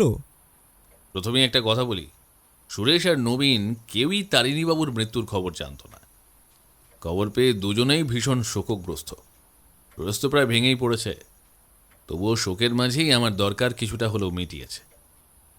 আমার দেওয়া বর্ণনা শুনে যে লম্বা ছেলেটির কথা ওরা দুজনেই বলল, তার নাম ধীরেন, ধীরেন হালদার। সে তারিণীবাবুর কলেজেরই ছাত্র, এদেরই ব্যাচমেট। আর দ্বিতীয়জন? সেখানেই সমস্যা। দ্বিতীয় ছেলেটির বর্ণনা শুনে দুজন দুটো আলাদা নাম বলেছে। একজন বলল সুমিত, আর একজন বলল রঞ্জন। এখানেই অনিশ্চয়তা। তাহলে নবীন একটা গুরুত্বপূর্ণ তথ্য দিয়েছে, ধীরেনের সঙ্গে রঞ্জনের বেশ ঘনিষ্ঠতা ছিল। রঞ্জনও প্রায়ই তারিণীবাবুর বাড়ি যেত, ধীরেনেও যেত। অনেক সময় দুজন একসঙ্গেও এসেছে, কিন্তু অন্য ছেলেটির সঙ্গে ধীরেন কখনো গিয়েছে কিনা তা ওরা জানে না। তাহলে তোমার ধারণা? আমার মনে হচ্ছে আমরা যাদের খুঁজছি তারা ধীরেন আর রঞ্জন। ওদের টেলিফোন নম্বর চেয়েছিলাম, কিন্তু ওদের কাছেও নেই। এবার পুলিশের সাহায্য নিতেই হবে। তুমি কি নিশ্চিত যে এরাই খুনি? একেবারেই নয় অজিত। এরা 9 তারিখে এসেছিল, আর ডায়েরিতে 9 থেকে 11 তারিখের পাতাগুলোই উধাও। এই কারণেই ওদের খুঁজছি। ওদের সঙ্গে কথা বললে হয়তো কিছু গুরুত্বপূর্ণ তথ্য মিলতে পারে। সেদিন আর বিশেষ কোনো কথা হলো না। ব্যোমকেশ নিজের স্টাডিতে ঢুকে গেল ডায়েরিটা পড়বে বলে। শুধু রাতের খাবারের সময় একবার বেরোলো। তার ভ্রু কুঞ্চিত, মুখ গম্ভীর। আমার কোনো কথারই সে উত্তর দিল না। বুঝলাম নিশ্চয়ই গুরুত্বপূর্ণ কিছু পেয়েছে। আমিও আরোকে কোনো রকম বিরক্ত করলাম না।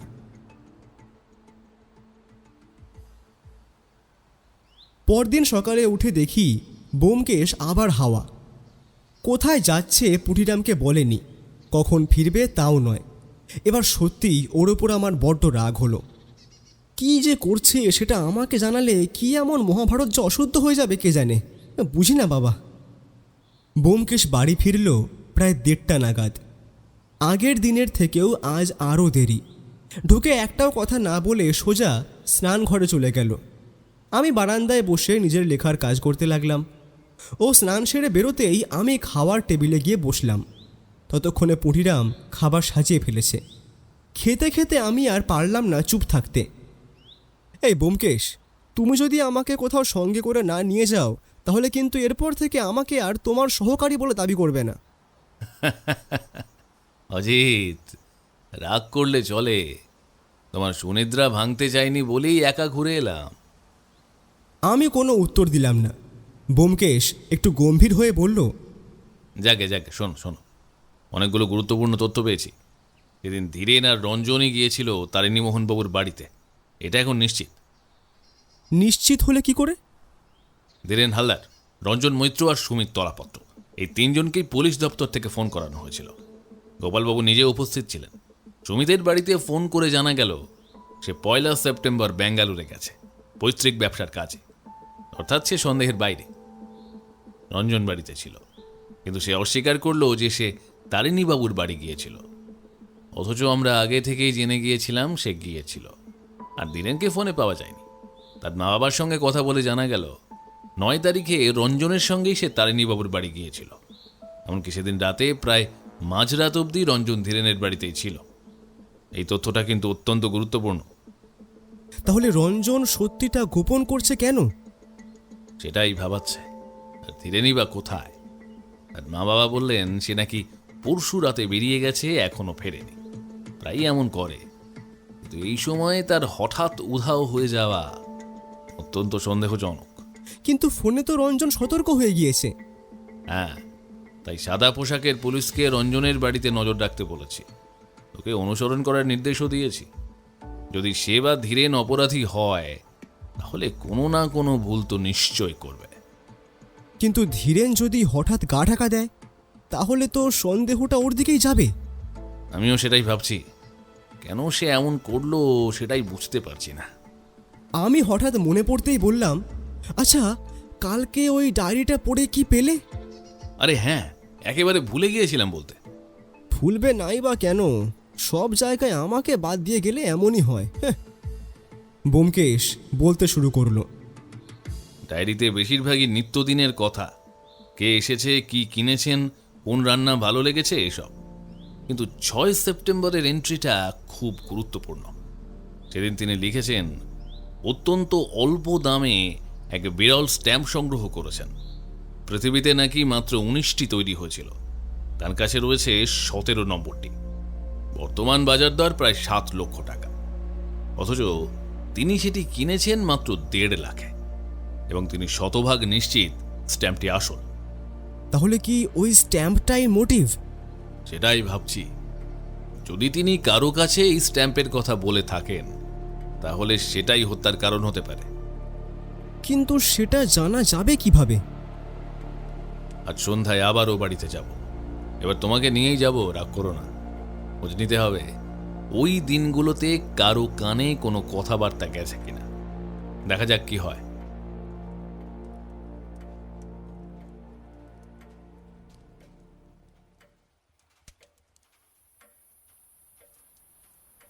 আমি আর ব্যোমকেশ বিকেল 5টা নাগাদ ওদের বাড়ির উদ্দেশ্যে রওনা হলাম।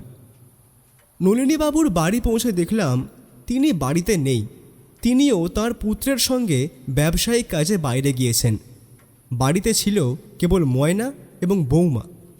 চা জল খেতে খেতে কথা শুরু করলো ব্যোমকেশ।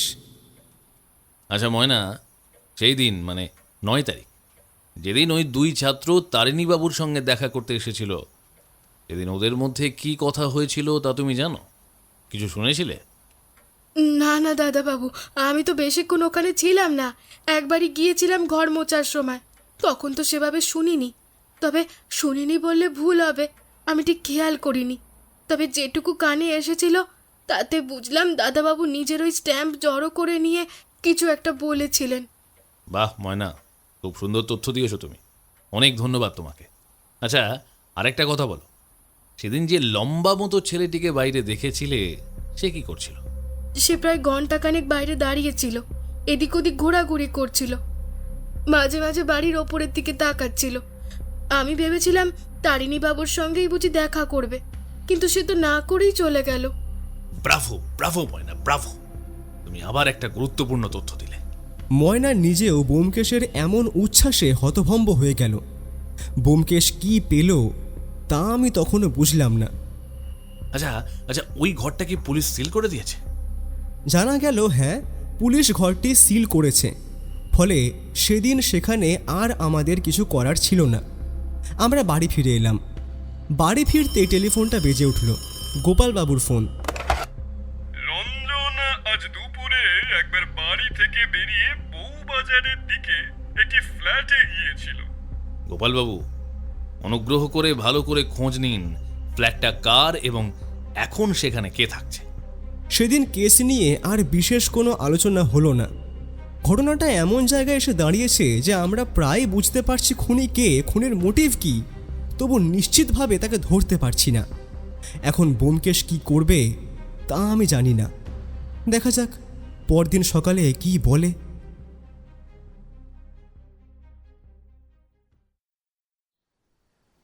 পরদিন সকালে ঘুম থেকে উঠে দেখি বসার ঘরে বসে ব্যোমকেশ চা পান করছে। আমিও পাশে গিয়ে বসলাম। তা ব্যোমকেশ, আজকে কি করবে ভাবলে? আমি গোপালবাবুকে ফোন করেছি, ওই ঘরের সিল একবার খুলতে হবে। আমি ভেতরে ঢুকবো, তোমাকে সেখানে নিয়ে যেতে পারবো না উচিত। ক্ষমা করো, তারিণীবাবু স্ট্যাম্প কালেকশনের খাতাটা দেখতে হবে। আমি বুঝলাম ওর কথাই ঠিক, তাই জোর করলাম না। আমি নিজের কাজে মন দিলাম। ব্যোমকেশ সময় মতো বেরিয়ে গেল। ও ফিরল প্রায় দুপুর 2:30 নাগাদ। কি হয়েছে ব্যোমকেশ, এত দেরি হলো কেন? অজিত, কেসটা প্রায় সমাধান হয়ে গেছে। বলো কি, রঞ্জনা ধীরেন ওরাই অপরাধী? দাঁড়াও, সবটা বলছি, আগে স্নান করে আসি। স্নান সেরে এসে ব্যোমকেশ বসল। পুঁটিরামকে বলল কিছুক্ষণ বাদে খাবে। বুঝলাম আজ সে সব খুলে বলবে। আমি পৌঁছতেই পুলিশের লোকেরা এসে ঘরের সিল খুলে দিল। গোপালবাবু নিজেও ছিলেন। আমরা ভেতরে ঢুকে তারিণীবাবুর স্ট্যাম্প কালেকশনের খাতাগুলো দেখতে শুরু করলাম। শেষ যে খাতাটিতে সংগ্রহ চলছিল তাতে দেখলাম 10 তারিখে একটি স্ট্যাম্প লাগানো রয়েছে, কিন্তু 6 সেপ্টেম্বরের যে বিরল স্ট্যাম্পটির কথা ডায়েরিতে লেখা ছিল সেই স্ট্যাম্পটি খাতা থেকে কেউ ছিঁড়ে নিয়েছে। তাহলে এখানেই স্পষ্ট হয়ে গেল খুনের মোটিভ ওই স্ট্যাম্পটাই। এবার পালা ধীরেন আর রঞ্জনকে ধরার। আমি আর গোপালবাবু থানায় গিয়ে রঞ্জনের খোঁজ শুরু করলাম। জানা গেল যে সকালে বাড়ি থেকে বেরিয়েছে। যাকে ফলো করার দায়িত্ব দিয়েছিলেন সে কোথায়? জানি না ব্যোমকেশ বাবু, সেও তো কোনো খবর দেয়নি। ঠিক তখনই থানায় ফোন এলো। যে লোকটি রঞ্জনকে অনুসরণ করছিল সে হাসপাতাল থেকে ফোন করেছে। আবার চমকে উঠলাম। সে জানালো রঞ্জন সকালে বউবাজারের সেই ফ্ল্যাটে গিয়েছিল। তাকে অনুসরণ করে সে সেখানে পৌঁছায়। রঞ্জন ভেতরে ঢোকার পর সে জানতে চায় ভিতরে কারা আছে, তাই ফ্ল্যাটের বেল টেপে, কিন্তু দরজা খুলতেই 2 যুবক বেরিয়ে আসে। তাদের একজন হঠাৎ লাঠি দিয়ে তার মাথায় আঘাত করে। সে অজ্ঞান হয়ে যায়। পরে জ্ঞান ফিরলে দেখে সে নালার ধারে পড়ে আছে। এখান থেকে হাসপাতালে গিয়ে প্রাথমিক চিকিৎসা নিয়ে ফোন করেছে। এখান থেকে বোঝা যাচ্ছে ব্যাপারটা অত্যন্ত গুরুতর। ফ্ল্যাটে 2 যুবক, একজন লম্বা আর একজন রঞ্জন, অর্থাৎ ধীরেন আর রঞ্জন দুজনেই জড়িত। তারাই তারিণীবাবুকে খুন করেছে। ব্যোমকেশ, এখন পুলিশ ফোর্স গেছে বউবাজারের সেই ফ্ল্যাটে ধীরেন এবং রঞ্জনকে গ্রেফতার করতে। সব ঠিকঠাক চললে অল্পক্ষণের মধ্যেই আমাদের কাছে খবর আসবে। আমি স্নান করব বলে গোপালবাবুকে বলে বেরিয়ে এসেছি। যা খবর আসবে তা গোপালবাবুকে ফোন করে জানাতে বলেছি। ঘরে নীরবতা নেমে এলো। আমরা অপেক্ষা করতে লাগলাম টেলিফোনের পরবর্তী রিংটির জন্য। প্রায় আধ ঘন্টা পর টেলিফোনটা এলো। ততক্ষণে আমরা খাওয়া দাওয়া সেরে দুজনে দুখানা সিগারেট ধরিয়েছি। টেলিফোন করেছিলেন স্বয়ং গোপালবাবু। বউবাজারের ফ্ল্যাটে হঠাৎ রেড করে ধরা পড়েছে শুধু রঞ্জন। ধীরেন এবারেও পলাতক। ছেলেটা অত্যন্ত ধূর্ত। সম্ভবত আঁচ করতে পেরেছিল যে পুলিশ তাদের ধাওয়া করবে, তাই আগে ভাগেই কেটে পড়েছে। তবে এটুকু সান্ত্বনা যে রঞ্জন ধরা পড়েছে। তাকে থানায় নিয়ে জেরা করা হচ্ছে। আশা করা যায় তার মুখ থেকেই ধীরেনকে ধরার সূত্র মিলবে। শহর জুড়ে পুলিশ সার্চ অপারেশনও শুরু করেছে। ধীরেন বেশিক্ষণ লুকিয়ে থাকতে পারবে না। ঠিক আছে, তাহলে আগামীকাল সকালে নলিনী বাবুদের বাড়িতেই হবে রহস্যের মূল পর্দা উন্মোচন। ততক্ষণে যদি ধীরেন ধরা পড়ে খুব ভালো হয়। আর হ্যাঁ গোপালবাবু, আপনার লোক লাগিয়ে ওই ঘরটা আরেকবার ভালো করে খুঁজে দেখুন, যদি সেই স্ট্যাম্পটা উদ্ধার করা যায়। এই বলে ব্যোমকেশ টেলিফোন রেখে দিল। তারপর আমার দিকে ফিরে হালকা হেসে বলল, অজিত, একটা পাখি ধরা পড়েছে আর একটা উড়ে গেছে। তবে ওটাকেও ঠিক সময়ে জালে তোলা যাবে। কাল সকালেই হবে রহস্যের পর্দা উন্মোচন। আচ্ছা, আমার দুখানা প্রশ্নের উত্তর দেবে। প্রথমত, রঞ্জন আর ধীরেন সেদিন রাতে তারিণী বাবুর ঘরে ঢুকলো কিভাবে? আর দ্বিতীয়ত, ধীরেন অকারণে ওই ফলো করা লোকটাকে মারতে গেল কেন? সে না মারলে তো সন্দেহ আরো কম থাকতো। Logic logic logic Ajit, logic. সব প্রশ্নের উত্তর কাল সকালে পাবে। শুধু একটা খেদ আছে, ধীরেন যদি আজই ধরা পড়তো তাহলে ভালো হতো। যদিও বেশিক্ষণ উড়ে বেড়াতে পারবে না, জালে এসে পড়বে। আচ্ছা, তুমি পুলিশকে ওই ঘরটা আবার খুঁজতে বললে কেন? তোমার কি ধারণা ওই স্ট্যাম্পটা এখনো ওখানেই আছে? হ্যাঁ, আমার ধারণা তাই। স্ট্যাম্পটা ওখানেই থাকার কথা। এরপর কেস নিয়ে আর বিশেষ কথা হলো না। সেদিন সন্ধ্যায় আমাকে বেরোতে হয়েছিল। প্রকাশনীর অফিস থেকে ফিরতে ফিরতে রাত প্রায় 9:30 বেজে গেল। পুটিরাম জানালো ব্যোমকেশ খাওয়া সেরে স্টাডিতে ঢুকে কী সব নিয়ে ব্যস্ত। তাই ওকে আমি আর কোনো রকম বিরক্ত করলাম না। আমিও খেয়ে তাড়াতাড়ি শুয়ে পড়লাম।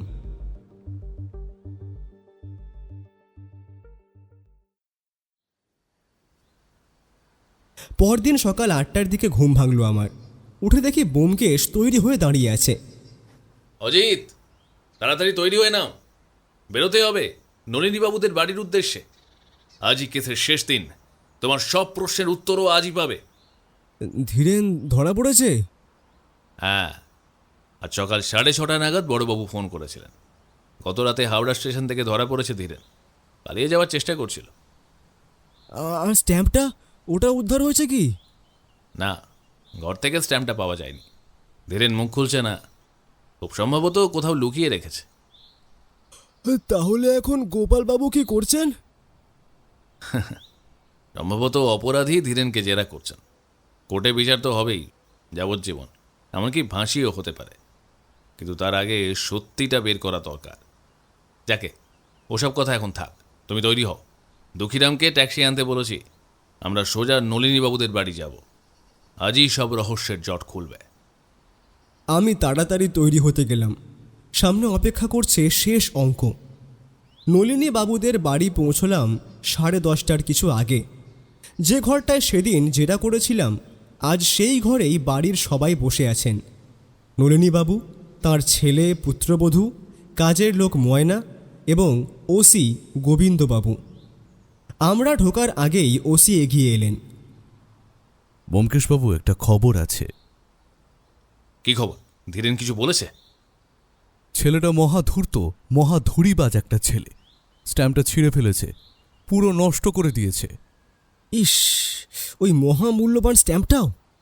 হ্যাঁ, ফলে বিপদ হয়েছে। মোটিভ আমরা জানি, স্ট্যাম্প চুরি, কিন্তু প্রমাণ হিসেবে স্ট্যাম্পটা দেখাতে পারবো না।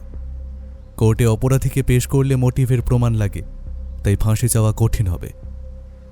যাবজ্জীবন কারাদণ্ড হতে পারে, কিন্তু মৃত্যুদণ্ড নয়। ব্যোমকেশ কিছুটা হতাশ ভঙ্গিতে মাথা নাড়ল। তারপর আমরা ঘরে প্রবেশ করলাম। সবাই উৎকণ্ঠিত চোখে আমাদের দিকে তাকিয়ে রয়েছে। এখন নাটকের মূল পর্দা উন্মোচন। কয়েকদিন আগে এ বাড়ির ছোট কর্তা তারিণীবাবুর মৃত্যু হয়। প্রথমে আমরা সকলে আত্মহত্যা বলে সন্দেহ করেছিলাম, কিন্তু সেটি ছিল একটি অত্যন্ত নিখুঁত এবং পরিকল্পিত খুন।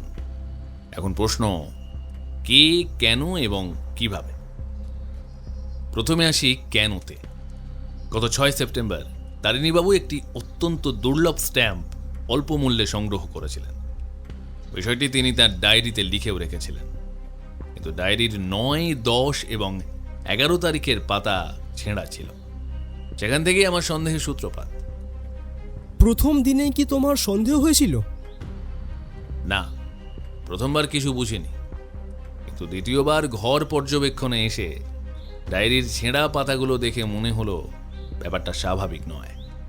আর মৃতদেহ দেখে আমার মনে হয়েছিল এটা গলায় দড়ি দিয়ে আত্মহত্যা নয়, যেন আগে থেকেই গলা চিপে খুন করা হয়েছে।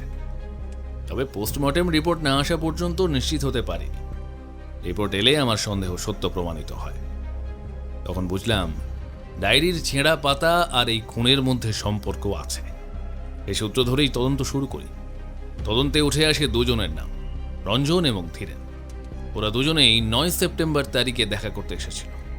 কিন্তু ওরা ঘরে ঢুকলো কিভাবে? খুব ভালো প্রশ্ন। ময়না আমাকে জানায় 11 সেপ্টেম্বর ধীরেনকে বাড়ির আশেপাশে ঘোরাফেরা করতে দেখেছে। সম্ভবত সে জায়গা লক্ষ্য করছিল মই লাগানোর জন্য। তারিণীবাবুর ঘরের জানলায় কোনো গরাদ নেই, মই লাগিয়ে সহজেই জানলা দিয়ে ঢোকা যায়।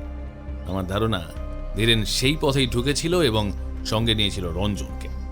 দুজনেই ব্যবসা করত এবং বাজারে দেনা চলছিল, অর্থাৎ টাকার প্রয়োজন ছিল। 9 তারিখে তারিণীবাবু স্ট্যাম্পের কথা তুলেছিলেন, সেখান থেকেই লোভ জন্মায়। দুজনেই গ্লাভস ও মোজা ব্যবহার করেছিল, তাই হাতের চাপ পাওয়া যায়নি। খুনের পর তারা মৃতদেহ দড়িতে ঝুলিয়ে চেয়ার উল্টে রেখে যায়, যেন আত্মহত্যা বলে মনে হয়। কিন্তু প্রমাণ নষ্ট করতে গিয়ে তারা চরম ভুল করে। ডায়েরি থেকে নিজেদের নাম লেখা পাতাগুলো ছিঁড়ে নেয়। তারা জানতো তারিণীবাবুর ডায়েরি লেখার অভ্যাস ছিল, কিন্তু স্ট্যাম্প সংগ্রহের কথাযুক্ত পাতা ছিঁড়তে তারা ভুলে যায়। 9 তারিখেই তারা স্ট্যাম্প কালেকশনের খাতা দেখে এবং এই মহামূল্যবান স্ট্যাম্প চুরি করে। ঘরে কান্নার রোল উঠল। নলিনী মোহন বাবুর চোখ ভিজে গিয়েছে। আচ্ছা, ধীরেন হঠাৎ গা ঢাকা দিল কেন? খুনের পর সে নিজের নার্ভ ধরে রাখতে পারেনি, ভয় পেয়ে গিয়েছিল।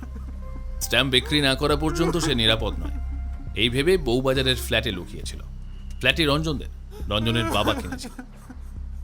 পুলিশ যখন ফ্ল্যাটে হানা দেয়, তখন ধীরেন রঞ্জনকে পাহারায় রেখে নিজে স্ট্যাম্প নিয়ে পালায়। পরে পুলিশি অভিযানে রঞ্জন ধরা পড়ে এবং সব স্বীকার করে। ধীরেন পালাতে গিয়ে বুঝতে পারে পুলিশ তাকে খুঁজছে। বয়সে স্ট্যাম্প ছিঁড়ে নষ্ট করে ফেলে। শেষে ধরা পড়ে সব কথা গড়গড় করে স্বীকার করেছে। এটাই ছিল তারিণীবাবুর হত্যার রহস্য। আমাদের আর এখানে কোনো কাজ নেই, আমরা এবার বিদায় নেব। আমি আর ব্যোমকেশ ঘর থেকে বেরিয়ে আসছিলাম, নিচে নামতেই উপর থেকে ডাক এলো, ব্যোমকেশ বাবু, অজিত বাবু, একটু দাঁড়ান, আমি আসছি। আমরা দাঁড়িয়ে রইলাম। কিছুক্ষণ পরে তিনি নেমে এলেন এবং আমাদের অপেক্ষা করতে বলে নিজের ঘরে গেলেন। তারপর একটি চেক হাতে নিয়ে ফিরে এলেন। আসলে আপনি আমার দাদার মৃত্যুর কিনারা করছেন। আমরা আত্মহত্যা ভেবেছিলাম, আপনি প্রমাণ করলেন সেটা খুন। নিন, এই সাম্মানিকটা আপনার প্রাপ্য। অনুগ্রহ করে এটা গ্রহণ করুন। ব্যোমকেশ নীরবে চেকটি গ্রহণ করল। ঘরের ভারী নীরবতার মধ্যে সত্যের শেষ অধ্যায় সম্পূর্ণ হল। আমি আর ব্যোমকেশ বাড়ি ফিরলাম। ফিরতি পথে আমাদের মধ্যে আর তেমন কোনো কথা হলো না। রাস্তায় গাড়ির শব্দ ছিল, লোকজনের ভিড় ছিল, কিন্তু আমাদের দুজনের মধ্যে যেন নীরবতার একটা দেওয়াল দাঁড়িয়েছিল। আমি মনে মনে ভাবতে লাগলাম, মানুষের মন কি অদ্ভুত জিনিস। একটা স্ট্যাম্প, তার বিনিময়ে কিছু অর্থ। সামান্য লোভ সংবরণ করতে না পেরে একজন ছাত্র তার প্রাক্তন মাস্টারমশাইকে এমন নৃশংসভাবে হত্যা করল। এও কি সম্ভব? তবু প্রশ্নটা আমার মনে থাকার কথা নয়, কারণ এই ঘটনায় তো নিজের চোখেই দেখলাম এরা পারে। লোভ মানুষের বিচার বুদ্ধিকে কি সহজেই অন্ধ করে দেয়। সম্মান, সম্পর্ক, অতীতের ঋণ সব কিছুকে মুহূর্তে তুচ্ছ করে দিতে পারে সামান্য লোভের প্রলোভন। ব্যোমকেশ তখনও চুপ, জানলার বাইরে তাকিয়ে আছে। তার মুখে কোনো ভাব প্রকাশ নেই, না সন্তোষ না হতাশা। যেন আর একটা সত্য উন্মোচিত হলো, আর সে ইতিমধ্যেই পরের অজানা রহস্যের দিকে মনস্থির করে ফেলেছে। কি জানি ব্যোমকেশের সঙ্গে এই সফরে আমাকে আর কত রকমের রহস্য, কত বিচিত্র মানুষের মন, কত অদ্ভুত কেস দেখতে হবে। পৃথিবীটা বোধহয় আমরা যতটা সহজ ভাবি ততটা সহজ নয়। আর মানুষের মন, সেটা তো আরও গভীর, আরও দুর্বোধ্য।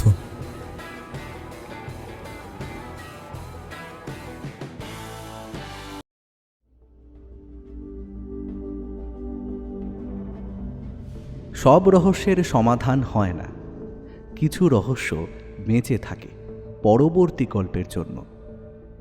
আজকের মতো ব্যোমকেশ বিদায় নিল, কিন্তু শহরের অন্ধকার জানে এই শেষ নয়। কারণ যেখানে রহস্য আছে সেখানে ফিরে আসবেই সত্যান্বেষী ব্যোমকেশ বক্সী। ভিডিওটি যদি আপনার ভালো লেগে থাকে তাহলে লাইক করুন, আর তার সঙ্গে হাইপ দিতে ভুলবেন না। এখনও পর্যন্ত যদি আমাদের চ্যানেলটিকে সাবস্ক্রাইব না করে থাকেন তাহলে এই রকমই আরও রহস্য রোমাঞ্চ গল্প শুনতে এক্ষুনি আমাদের চ্যানেলটি সাবস্ক্রাইব করুন, আর পাশে থাকা বেল আইকনে ক্লিক করে নোটিফিকেশন অন করে নিতে কিন্তু ভুলবেন না। খুব তাড়াতাড়ি আমরা আবার ফিরছি নতুন গল্প নিয়ে।